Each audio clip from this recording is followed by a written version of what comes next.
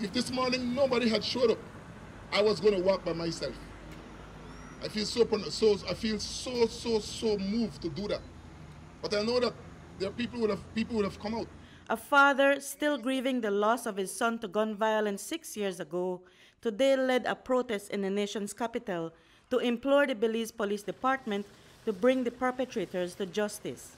Pastor Irving Thimbriel told News 5 during the event that he is convinced there is sufficient evidence available to bring forward criminal charges, but that there have been efforts from within the department to suppress the case from making progress from the onset. They found a slug in my hand, in my son's hand, and when they did a ballistic test on that slug, they found the gun. That person is allowed to walk away and go to the States. One time when I went to them and asked for the information, they couldn't even tell me where the file was. So who is actually following up on these things? What system is in place? Pastor Thimbriel said that from his perusal of the evidence, the case file was fraught with inaccuracies.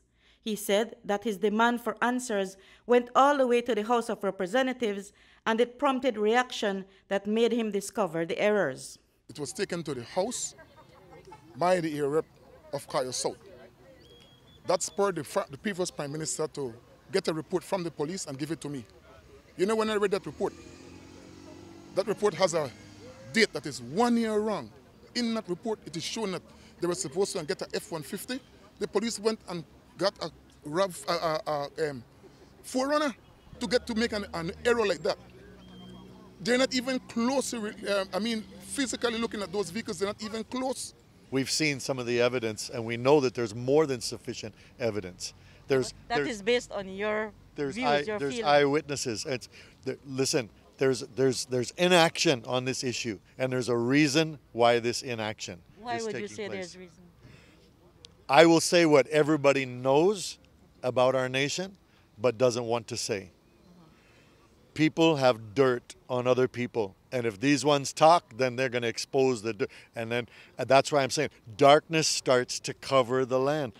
Thimbriel is not the only relative of a murder victim who is annoyed with the police department. Rudolph Williams told us that he too is hoping to see someone get charged for the murder of his son, Rudolph Jr., several years ago. It's quite a while now they killed my son, a couple of years. Independence Night they killed my son, so anytime Independence Day I remember my son. We are sending a message to the authorities, to whoever can intervene in this situation, to ask the police to do their investigation properly.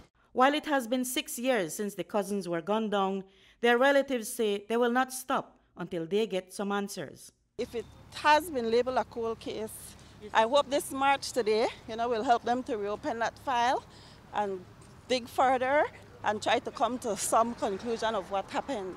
The protesters marched the length of Forest Drive to an open lot near the Belmopan Police Department, where speeches were made before they dispersed. Reporting for News 5, I'm Marion Ali.